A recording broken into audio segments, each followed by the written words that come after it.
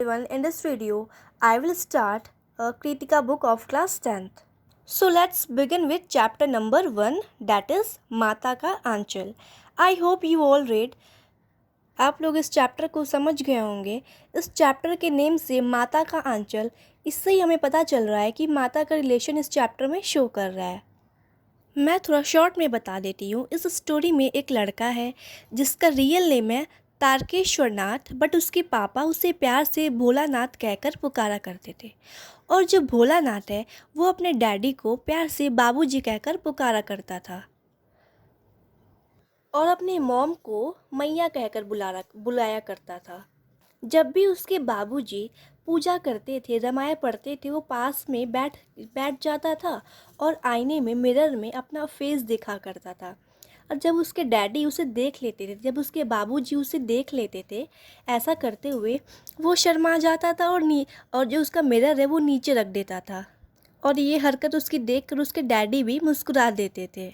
ऐसी बहुत सी घटनाएं हैं इस चैप्टर में आपको मिलेंगे जो कि बहुत फ़नी है, हमें लोगों से रिलेटेड है. आई थिंक आप लोग पढ़े होंगे तो आप लोगों को ये चैप्टर क्लियर हो गया होगा, आप लोगों को समझ आ गया होगा. ये स्टोरी बहुत ही फ़नी है. मैं क्वेश्चन आंसर स्टार्ट करती हूँ. इस चैप्टर में जितने भी क्वेश्चन दिए हुए हैं उसका आंसर बता देती हूँ. हाँ, ये क्वेश्चन इसका आंसर मैंने जितना भी लिखा है ये मैं अपने ओपिनियन से लिखी हूँ, अपने थॉट्स से लिखी हूँ, कहीं से कॉपी भी नहीं किया. बहुत ईजी वे में, बहुत ही शॉर्ट है. आप कह सकते हो कि सॉलिड आंसर मैंने लिखा है. Now question number first. प्रस्तुत पाठ के आधार पर यह कहा जा सकता है कि बच्चों का अपने पिता से अधिक जुड़ाव था. फिर भी विपदा के समय वह पिता के पास न जाकर माँ की शरण लेता था. आपकी समझ से इसकी क्या वजह हो सकती है? इस क्वेश्चन का सेंस है जब भी विपदा, इट मीन्स जब भी जो बच्चा है भोलानाथ है उसके लिए डिफ़िकल्ट टाइम, इट मीन्स जब वो मार खाने वाला काम करता था तो उस टाइम वो अपनी माँ की गोद में जाया करता था, अपने पिता के पास नहीं जाता था, जबकि उसको अटैचमेंट अपने पिता से अधिक था. लेकिन फिर भी वो डिफ़िकल्ट टाइम में अपनी माता के पास जाया करता था. इसका रीज़न बताना है. Now answer. बच्चों को अपने पिता से अधिक जुड़ाव था. फिर भी विपदा के समय वह पिता के पास न जाकर माँ की शरण में इसलिए जाया करता था, उसे माँ की ममता मोह लेती थी और माता का आंचल और माँ की प्रेम का स्नेह उसे सबसे सुरक्षित जगह लगता था. उसे लगता था कि अगर हम माता की आंचल में रहेंगे तो हमें कोई भी मारेगा नहीं, इसलिए वो माँ की आंचल में जाकर छिप जाया करता था और उसे वो सबसे सेफ्टी प्लेस लगता था. Now question number second. आपके विचार से भोलानाथ आप अपने साथियों को देखकर सिसकना क्यों भूल जाता था? भोलानाथ अपने साथियों को देखकर सिसकना इसलिए भूल जाता था क्योंकि उसे अपने दोस्तों का झुंड मिल जाता था और अपने हमजोलियों के साथ खेलना और तमाशा करना उसे तो ज़्यादा प्रिय था, उसे ज़्यादा वो अच्छा लगता था. इसलिए अपने फ्रेंड्स को देखते ही वो सिसकना भूल जाता था और अपने पिता की गोद से उतरकर वो खेलना स्टार्ट कर देता था. Now third. आपने देखा होगा कि भोलानाथ और उसके साथी जब तब खेलते खाते समय किसी न किसी प्रकार की तुकबंदी करते हैं. आपको यदि अपने खेलों आदि से जुड़ी तुकबंदी याद हो तो लिखिए. मैंने तो ऐसा कभी कुछ किया नहीं है, मैंने ग्रुप में कभी भी खेला नहीं है. आज के जनरेशन में ऐसा करता भी कौन है? आज तो लोग ज़्यादा मोबाइल में बिज़ी रहते हैं, टेक्निकली गेम खेलना पसंद करते हैं. और वैसे भी मैं सिटी में रहती हूँ तो मैंने ऐसा कुछ किया नहीं है. अगर आप लोगों ने किया होगा तो आप लोग ज़रूर करना और मेरे साथ भी शेयर करना. Okay. Now question number fourth. Bholanath और उसके साथियों के खेल और खेलने की सामग्री आपके खेल और खेलने की सामग्री से किस प्रकार भिन्न है? भोलानाथ और उसके साथियों के खेलने की सामग्री मिट्टी, ढेले इट मीन्स पत्थर, दिया आदि जैसे बहुत से सामानों से बनी हुई है. और मेरे खेलने की सामग्री प्लास्टिक से बनी हुई है. भाई हम लोग जो टॉय यूज़ करते हैं, रिमोट कंट्रोल वगैरह जितने भी गेम हैं वो सब प्लास्टिक और वैसे भी वेस्ट मटेरियल से ही बने होते हैं जो कि हार्मफुल है हम लोगों के लिए. वही सेम यहाँ लिखा है, सामग्री प्लास्टिक से बनी हुई है. मैं रिमोट कंट्रोल वाली गाड़ी, स्केटबोर्ड, वीडियो गेम जैसे इत्यादि गेम खेलना पसंद करती हूँ. आज के जनरेशन में लोग टेक्निकली यूज़ करते हैं, सेलफोन से गेम खेलते हैं, वीडियो गेम खेलते हैं. तो इस आंसर में मैंने ये लिख दिया, आप लोग ऐड भी कर सकते हैं. Now question number fifth. पाठ में आए ऐसे प्रसंगों का वर्णन कीजिए जो आपके दिल को छू गए हों।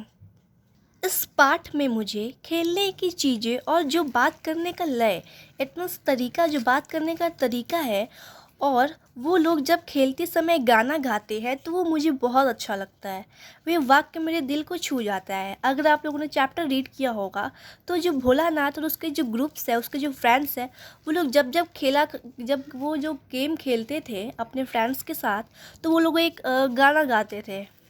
गाना इन द सेंस एक स्टेटमेंट कहते थे जो कि बहुत फ़नी और इंटरेस्टिंग है। जब वो पाठशाला में पकड़े गए थे तो उसने ये स्टेटमेंट कहा था, माई पकाई गरर गरर पुआ, हम खाई पुआ, न खेलब जुआ। इसी टाइप से बहुत से सेंटेंस है। एक है, रहरी में रहरी पुरान रहरी, डोला के कनिया हमार मेहरी। एक ये भी है, एक पैसा की लाई, बाजार में छितराई, बरका उधरे बिलाई। इस टाइप से ही इस बुक में बहुत से सेंटेंस है। ये स्टेटमेंट मेरे दिल को छू गया, तो इस आंसर में मैंने यही लिखा है। Now it's turn to question number 6। इस उपन्यास अंश में 30 के दशक की ग्राम्य संस्कृति का चित्रण है। आज की ग्रामीण संस्कृति में आपको किस तरह के परिवर्तन दिखाई देते हैं? पहले की 30 के दशक में ग्राम्य संस्कृति का चित्रण आज की ग्रामीण संस्कृति से निम्न प्रकार से भिन्न है। पहले लोग सामूहिक खेला करते थे। आज के समय में कोई किसी से मतलब ही नहीं रखता है, क्योंकि लोग सेलफोन में इतना ज़्यादा बिजी हो गए हैं, कोई मतलब ही नहीं रखता है। सेकंड पॉइंट में आप लिख सकते हैं कि जो भोलानाथ है वो मिट्टी के जैसे जो भी वो खेल खेला करता था, उसमें जो भी चीज़ें यूज़ है वो मिट्टी और ढेले, दिया जैसे बहुत सारी चीज़ों से बनाया करता था। और आज के जनरेशन में लोग टेक्निकल यूज़ करते हैं। इसमें मैंने शॉर्ट में लिख दिया है। पहले के समय में क्या होता था, खेलने से शरीर मजबूत होता था, स्ट्रांग होता था, बॉडी एक्टिव रहता था। बट आज के जनरेशन में, आज के समय में ऐसा तो कुछ है नहीं। लोग तो बहुत ही आलसी हो गए हैं। पहले टाइम में क्या था, लोग बलवान होते थे, स्ट्रांग होते थे, मानसिक रूप से मजबूत हुआ करते थे। और आज के समय में मोबाइल के उपयोग से आँख में खराबी जैसे बहुत सारी बीमारियां उत्पन्न हुई जा रही हैं। हम लोगों तो भाई सेल फ़ोन यूज़ करते हैं, लैपटॉप यूज़ करते हैं, टीवी यूज़ करते हैं, टैब यूज़ करते हैं। इसकी वजह से हमारे आइज़ में प्रॉब्लम हो जाती हैं। और पहले का वातावरण, संस्कृति अच्छा था, बट आज के समय में ऐसा तो कुछ है नहीं। Now 7th। पाठ पढ़ते पढ़ते आपको भी अपने माता पिता का लाड प्यार याद आ रहा होगा। अपनी इन भावनाओं को डायरी में अंकित कीजिए। अगर आप लोग इस चैप्टर को रीड किया होगा तो ये चैप्टर बहुत ही इमोशनल भी है, फ़नी भी है, इंटरेस्टिंग भी है। तो आप लोगों को भी अपना बचपना याद आ गया होगा। तो वही इस आंसर में लिखना है। इस पाठ को पढ़ते पढ़ते मेरे आँख भर आए, क्योंकि मुझे भी मेरे माता पिता, भाई बहनों की दुलार, सम्मान और भावनाएं याद आ गए। और अपनी बचपन की कुछ बातें याद करके मेरा मन खुश प्रसन्न हो गया।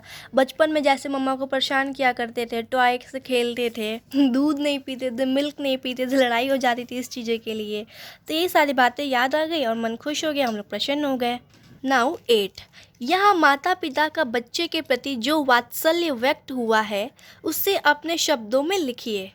भोलानाथ के माता पिता एक अच्छे, आदर, सज्जन और ईमानदार और हंसमुख थे।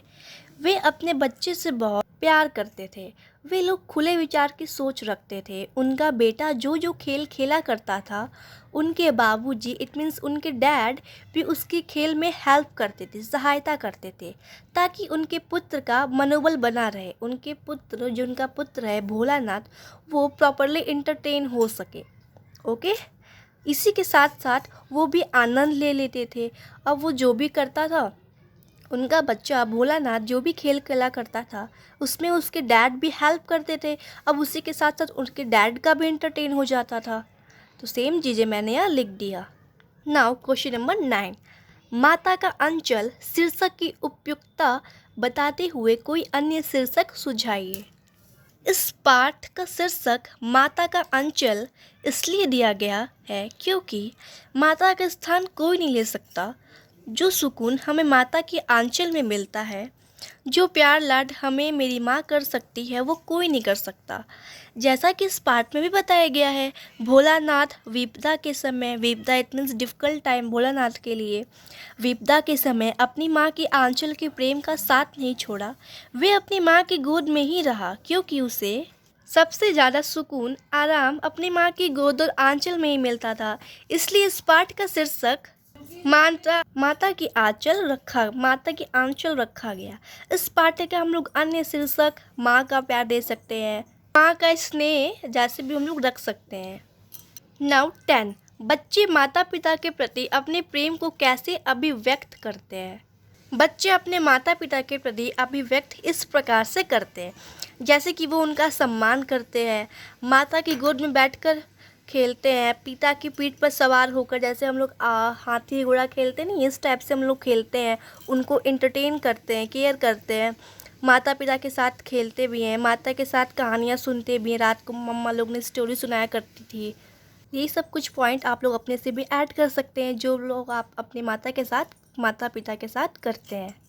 नाउ 11, इस पाठ में बच्चों की जो दुनिया रची गई है वो आपके बचपन की दुनिया से किस प्रकार से भिन्न है। जो उस टाइम के जनरेशन के बच्चे के लोग थे और जो इस टाइम के हैं उसे कंपेयर करना है। इस पाठ में बच्चों की जो दुनिया रची गई है और हमारे बचपन की दुनिया निम्न प्रकार से भिन्न है। फर्स्ट पॉइंट, पहले समय के बच्चे गांव में एकजुट होकर झुंड बनाकर खेला करते थे और आज के समय के बच्चे मोबाइल में ज़्यादा व्यस्त रहते हैं, मोबाइल में ही बिजी रहते हैं, मोबाइल में ही जो गेम खेलना खेलते हैं। पहले के बच्चे जो भी खेला करते उसके लिए जो भी सामान चाहिए वे खुद से बनाया करते थे, जैसे मिट्टी, दिए, ढेले जैसी चीज़ों से। ओके। और आज के समय के बच्चे जो भी खिलौना चाहिए वो मार्केट से परचेस करते हैं, बाज़ार से ख़रीदते हैं, जो कि प्लास्टिक से बने होते हैं और भी अन्य मटेरियल से बने होते हैं, जो कि अच्छे नहीं होते हैं। पहले के लोग फिज़िकली स्ट्रॉन्ग रहते थे, बट आज के जनरेशन में तो ऐसा है नहीं, क्योंकि हम लोग फ़ोन में ही बिज़ी रहते हैं, तो हम लोग फिज़िकली कैसे स्ट्रॉन्ग हो सकते हैं। इस टाइप से आप लोग कंपेयर कर सकते हैं। Now answer of chapter 1 is done. I hope you all understood, क्योंकि मैंने सब कुछ शॉर्ट में लिखा है। अगर आप लोगों को कुछ और भी ऐड करना है तो जो आप लोगों ने किया है वो ऐड भी कर सकते हैं। Thank you guys.